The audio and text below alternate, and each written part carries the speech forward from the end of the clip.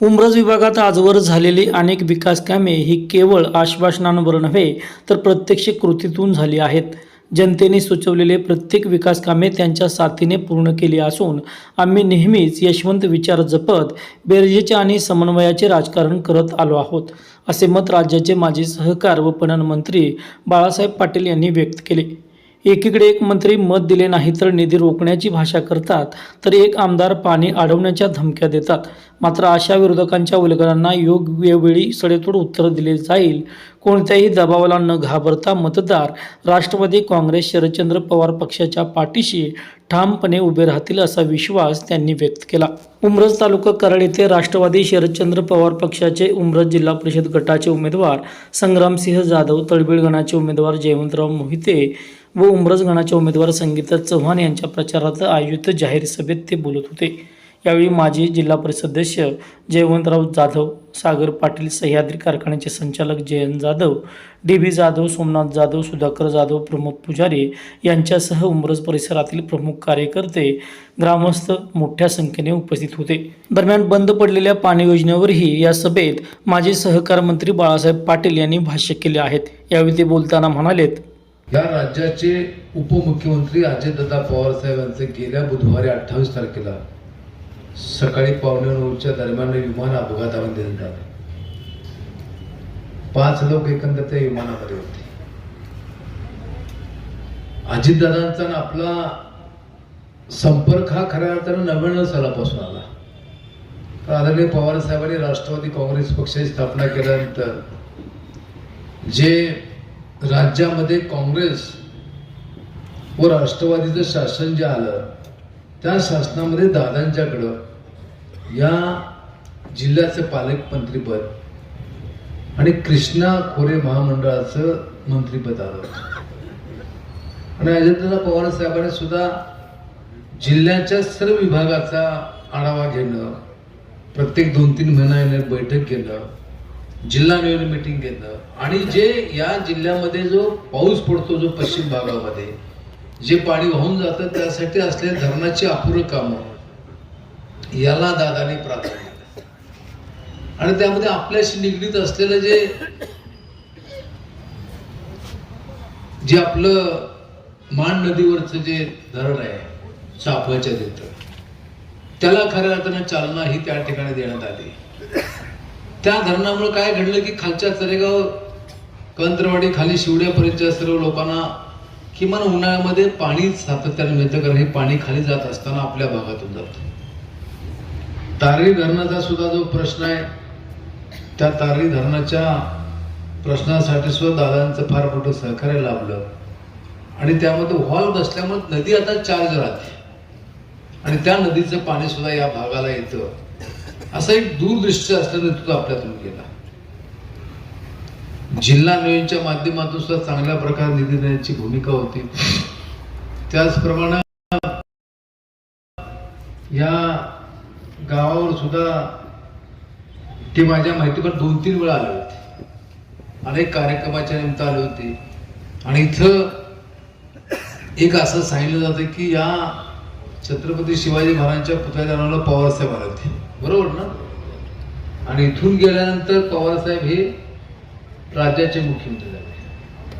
तसं आम्हाला वाटायचं दादा इथून गेल्यानंतर राज्याचे मुख्यमंत्री झाले, कारण तेवढी त्यांच्यामध्ये धमक होती, जिद्द होती. काम करण्यासाठी त्यांचं त्या ठिकाणी अतिशय कष्ट, सकाळी 7 वाजल्यापासून ते कष्ट करायचे. थोडं राजकीय आपले मतभेद आले, आपण पवारसाहेबांच्यावर राहिलो, पण त्यांचा नाही माझा हा कधी संघर्ष झाला नाही किंवा कधी असं काय ते मला म्हणलं की तुम्ही असा निर्णय काय घेता वगैरे, मी तुम्हाला अनेक कामात सहकार्य केलं, असं कधी मला म्हणलेलं. कारण त्यांना माहित होतं की हे शेवटी पवार साहेबांना सोडणार नाहीत. अलीकडे एक प्रक्रिया सुरू होती, त्याच्या खोलात जाण्यामध्ये काय अर्थ नाही. आता ते मीडियामध्ये आपण पाहतोय काय चाललंय, पण त्यातल्या एका घटनेचा मी साक्षीदार आहे. मी आता सगळं झाल्यानंतर बोलीन त्या ठिकाणी त्यावर, ठीक आहे, तो प्रश्न वेगळा आहे. पण दादा आपल्यातून गेले आणि महाराष्ट्राची फार मोठी हानी झाली. महाराष्ट्रामध्ये फुले, आंबेडकर, शाहू आणि चव्हाण साहेबांच्या विचाराची जोपासना करणारे नेतृत्व आपल्यातून गेलेलं आहे. आज आपण महाराष्ट्रामध्ये बघतो अनेक नेते आहेत, भविष्यामध्ये सुद्धा तयार होतील, पण एवढं जिद्दीनं, तडफेनं लोकांसाठी काम करणारं अशा प्रकारचं हे नेतृत्व गेलं. त्यांना मी भावपूर्ण श्रद्धांजली या ठिकाणी अर्पण करतो. या निवडणुका साधारणपणे 3-4 वर्ष उशिरा होत आहेत. कारण राज्यामध्ये असलेल्या भाजप शासनानं बऱ्याच निवडणुका आपण बघितलं, नगरपालिकेचा जवळजवळ 4-5 वर्ष उशिरा निवडणूक लावल्या. या निवडणूक उशिरा लावल्या. विलासराव देशमुख साहेब म्हणायचे की जिल्हा परिषद पंचायत समिती ही कार्यकर्ते निर्माण करण्याची कार्यशाळा आहे. पण या निवडणुका या ना त्या कारणाने पुढे जात होत्या. मग त्याला मान्य हायकोर्टाचे काही निर्देश असतील, आरक्षणाचा मुद्दा असेल, पण शेवटी या निवडणुका लागल्या आणि थोड्या गडबडीत लागल्या. कारण कसं, नगरपालिका झाल्या तोपर्यंत महानगरपालिका लागल्या. असं अपेक्षित होतं की महापालिकेची निवडणूक झाल्यानंतर साधारणपणे एक 10-12 दिवसाचा आपला अवधी मिळेल आणि त्यानंतर निवडणुका लागतील. पण लगेच लागल्या आणि त्यामुळे सगळ्यांची त्या ठिकाणी गडबडी उडली. या मतदारसंघामध्ये सुद्धा हा वरचा जो जिल्हा परिषदचा गट आहे तो ओपन त्या ठिकाणी आला आणि ओपन आल्यामुळं अनेकांनी मागणी ही या ठिकाणी केली आणि साहजिक आहे, शेवटी आपण मागणी तर करायलाच पाहिजे. मागणी अनेकांनी केली पण शेवटी बऱ्याचशा विचारांती त्या ठिकाणी निर्णय घेणं हे क्रमप्राप्त त्या ठिकाणी होतं आणि त्याप्रमाणे आपल्या सर्वांची विचारमणी करून मी निर्णय हा त्या ठिकाणी घेतला. नोकरी याचा प्रसंग आला तर एकच दिलं त्या ठिकाणी क्रमप्राप्त असतं आणि त्यामुळे न कळत जर आपण बघितलं तर एक मानसिक दबाव फार असतो. कारण प्रत्येक जणांना डावं उजव कोणाला करायचा हा प्रश्न त्या ठिकाणी असतो आणि त्यामुळे इथं मागणी आपले मार्केट कमिटी सदस्य सोमनाथ जाधव यांची मागणी होती, सुधाकर आबांची मागणी होती, आमचे कोर्टीचे दत्तात्रय आबांचे चिरंजीव यांची मागणी त्या ठिकाणी होती. शेवटी सर्वांची विचारमणी करून संग्रामसिंह जयवंतराव जाधव यांची उद्या निषेध करण्यात आली. पलीकडं तळबीड गणामध्ये सुद्धा जयवंतराव मोदींची मागणी होती, आमचे मानकर होते, मिथुन शिंदे होते, संग्राम पवार आमचे त्या ठिकाणी होते, सचिन पवार वाघावचे होते, आमचे पहलवान कृष्ण त्या ठिकाणी होते. सगळ्यांनी मागणी केली होती. पण शेवटी थोडंसं निर्णय घेत असताना विजय मोहितेंची मागणी अंतिम टप्प्यामध्ये आली होती. पण शेवटी आता जयवंतराव नाना अनेक वर्ष काम करतात, सर्वांमध्ये त्यांची निवड ही झाली. पण एक तुम्हाला सांगतो मी अभिमानानं की या सर्व करारोत्तर मतदारसंघामध्ये ज्यांनी ज्यांनी उमेदवारी मागितली, ज्यांना मिळाली नाही त्यांनी कधीही आपल्या विरुद्ध जाऊन निवडणूक लढायचा निर्णय घेतला नाही. त्याचा मला अभिमान वाटतो. आज ते स्वतः, त्यांचे सर्व कार्यकर्ते, त्यांचे कुटुंबीय हे सर्वजण या प्रक्रियेमध्ये आहेत. हे लोकशाहीमध्ये चांगल्या प्रकारचं लक्षण आहे. आज विरोधी बाजूमध्ये काय चाललंय आपण बघतोय. 1.5 वर्षापूर्वी एक निकाल त्या ठिकाणी झाला की ज्याच्या माध्यमातून सत्ता आली पण सत्ता एकटी येत नाही. जसं आपण म्हणतो लक्ष्मी एकटी येत नाही, संयम असणं महत्वाचं असतं, सुसूपणा असणं महत्वाचं असतं. मग सत्तेतून एक ठिकाणी जी ताकद येते त्याचा वापर हा सर्वसामान्यांसाठी करणं आवश्यक असतं. मला सुद्धा 25 वर्ष आपण सर्वांनी महाराष्ट्राच्या विधानसभेमध्ये काम करायची संधी दिली. मला चांगल्या प्रकारचं त्या ठिकाणी शेवटी आमदार म्हणल्यानंतर फार ताकद असते. आता दाखवण्यावर अवलंबून आहे. शेवटी कुणाला अडवायचं, कुणाला जिरवायची, कुणावर रेट टाकायचं सगळं असतं.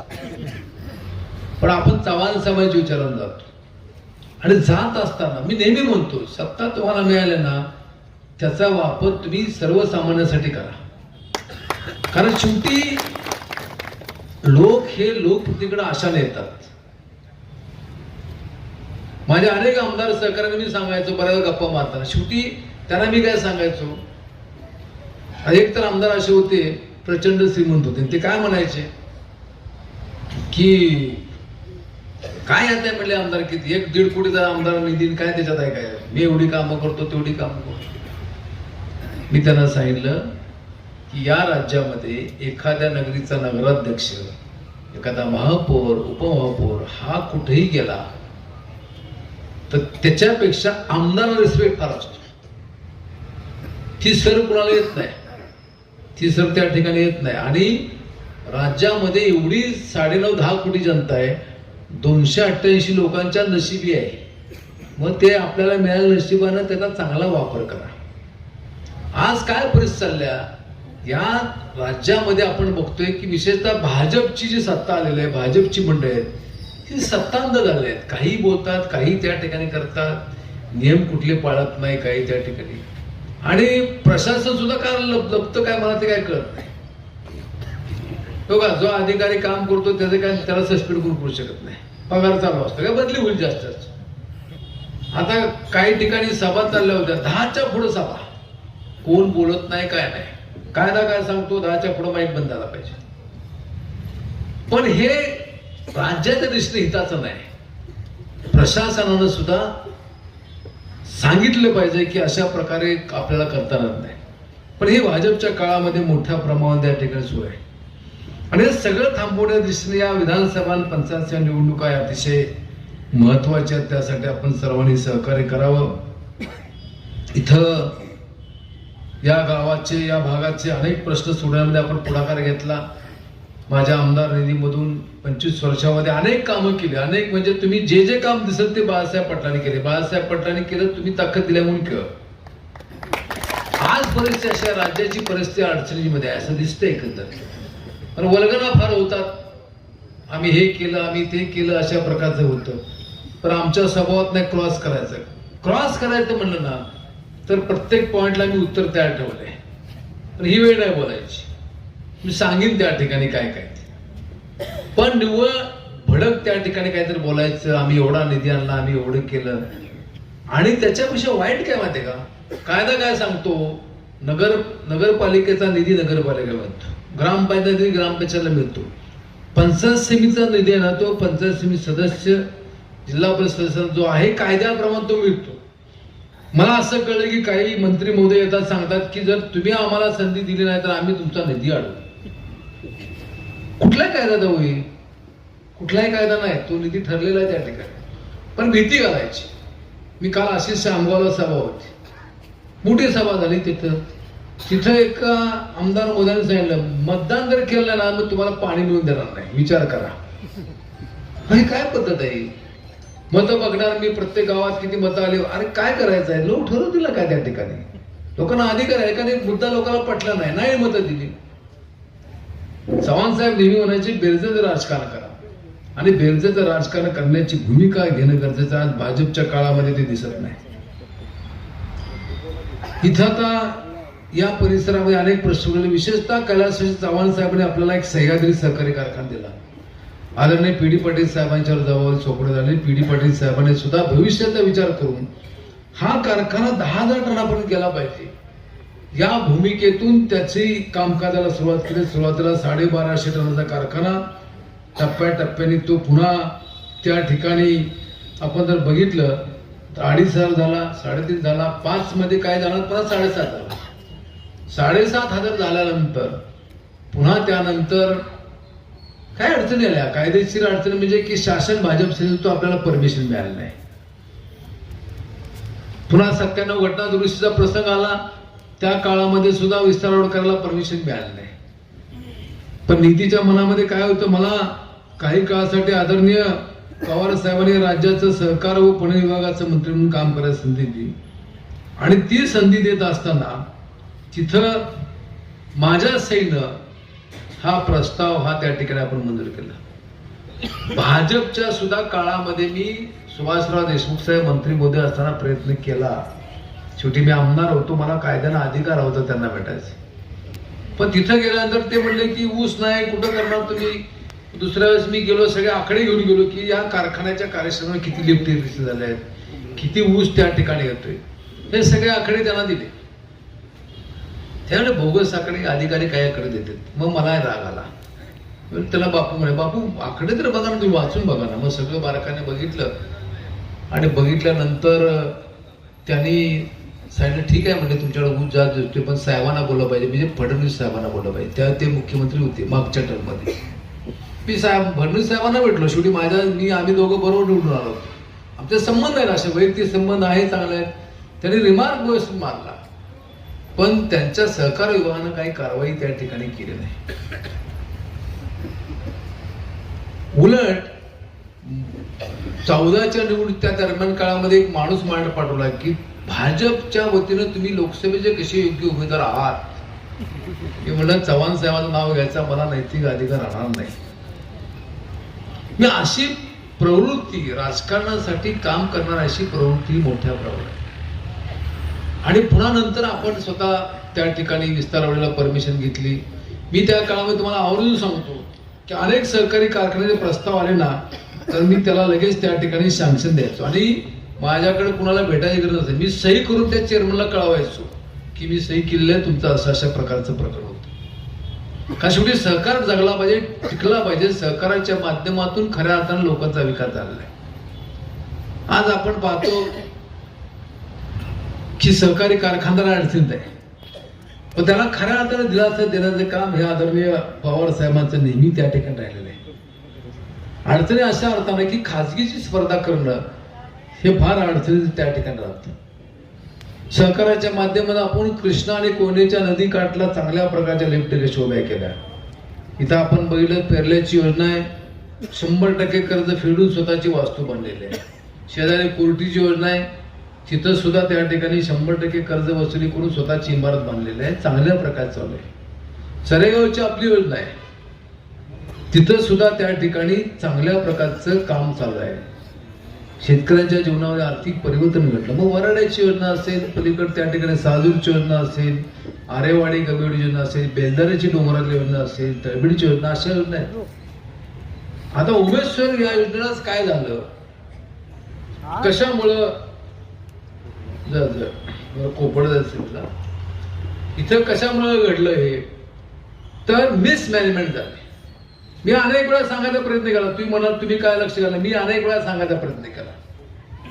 मी संस्थेकडे कुठल्या राजकारण बघत नाही. मी मंत्री असताना सुद्धा वार्षिक सभेला सगळ्या हजर राहायचो. का तर शेवटी शेतकऱ्याशी निगडीत त्या ठिकाणी आहे. काही लोकांनी राजकारण त्या ठिकाणी पाहिलं आणि योजना बंद पडल्या. आज काय अवस्था गरीब शेतकऱ्याची हो, त्याची ऐपत आहे का? त्या तारीतनं पाणी आणायचं कृष्ण ऐपत आहे का त्यांची? ही सहकारामुळे ताकद आहे. आता ठीक आहे, निर्णय झालेला आहे, आपण निर्णय घेतलेला आहे, भविष्यामध्ये आपण त्याच्यावर त्या ठिकाणी विचार करू. आणि या भागाच्या विकासासाठी आम्ही सर्वजण कटिबद्ध आहोत. इथल्या पिण्याच्या पाण्याची योजना तुम्हाला सांगतो. मला अधिकाऱ्याला MJC भेटले आणि त्यांनी सांगितलं की अशी योजना आहे. मी त्यांना सांगितलं की बाबा उद्भव कुठला, तर ते म्हणले जी पेट्रॉनची योजना आहे धुळ्याची वाडी तिचं पाणी आणायचं. मी त्यांना सांगितलं की कृष्णा नदी ही पवित्र नदी आहे, पण ही फार लांबून वाहत येते. मध्यंतरी गावं मोठ्या प्रमाणात आहेत आणि बऱ्याच ठिकाणी थांबणारं पाणी म्हणजे केटीवर आहेत. पाणी साठलं म्हणून म्हटलं जातं प्रवाह चालू पाहिजे तर पाणी शुद्ध राहतं, थांबलं म्हणलं की प्रवाह त्या ठिकाणी थोडा दूषित होतो. आणि तारीचा उद्भव झाला. अशा प्रकारचं मी त्यांना सांगितलं. त्यांनी थोडे आडेवडे घेतले. म्हटलं मला चालणार नाही, मला तारळीचं पाहिजे. आणि मग तारळीची योजना तारळीवर करायचं ठरलं. इंदोलीकरांनी जागा त्या ठिकाणी दिली. थोडं सुरुवातीला म्हणलं आम्ही देतो जागा, असं तसं मोफत देतो, काही झालं नाही. पुढं काय घडलं, पण तुम्ही बघा की तारळीला सातत्यानं पाणी सोडलं जातं.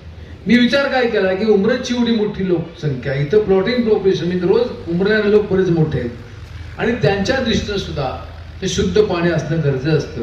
त्यासाठी आपण केलं. दुसरं मी सांगितलं की सह्याद्री कारखाना एवढा मोठा ताकद आहे, त्याच्यामध्ये अनेक इंजिनिअरिंग विभागात अधिकारी आहेत, इरिगेशनला अधिकारी आहेत, सिव्हिलला अधिकारी आहेत. मी सांगितलं की दिलीपराव एक मी माझा ज्युनियर इंजिनियर तुम्हाला सुपरविजनसाठी देतो. या योजनेचं सुपरविजन करायला त्याला पगार सह्याद्री कारखाना देऊन त्याचं काम बघून तो 2 तास 3 तास आठवड्यातनं 2-3 दिवस येईल. काय हरकत होती हो घ्यायची? काय हरकत सांगा ना. आम्ही सल्ला देतोय, आम्ही सुपरविजन ठेवतो. केवळ आमच्या हातात सगळं राहिलं पाहिजे. बरं मी काय हक्क त्यामध्ये कुठं त्या अधिकाऱ्याला किंवा कॉन्ट्रॅक्टरला बोलवून कोणाला काय सांग अशा भानगडीत कधी पडत नाही. पण माझी भावना आहे की या गावाला चांगल्या प्रकारचं पिण्याचं पाणीही त्या ठिकाणी मिळावं आणि त्या दृष्टीनं मी अनेक गोष्टी त्या ठिकाणी करायचा प्रयत्न केला. या भागानं सातत्यानं चांगल्या प्रकारची साथ आणि सहकार्य हे या ठिकाणी दिलेलं आहे. आपण या निवडणुकीला चांगलं सहकार्य द्यावं. इथं अनेकांनी आपल्याबरोबर राहण्याची भूमिका घेतली, त्यांचंही विशेष मी स्वागत करतो. त्यांनी सुद्धा आपल्या सर्वांच्या या प्रवाहामध्ये राहण्याची भूमिका घेतली, त्यांचं स्वागत करतो. अनेक ज्ञात अज्ञात मंडळी आहेत, ती सहकार्य करतील. माझी कार्यकर्त्यांना विनंती राहील, आता 2 दिवस राहिलेत, आता कुणीही गाव सोडू नका. गावामध्ये थांबून मतदान जास्तीत जास्त कशा प्रकारे होईल यासाठी सर्वांनी प्रयत्न करावा.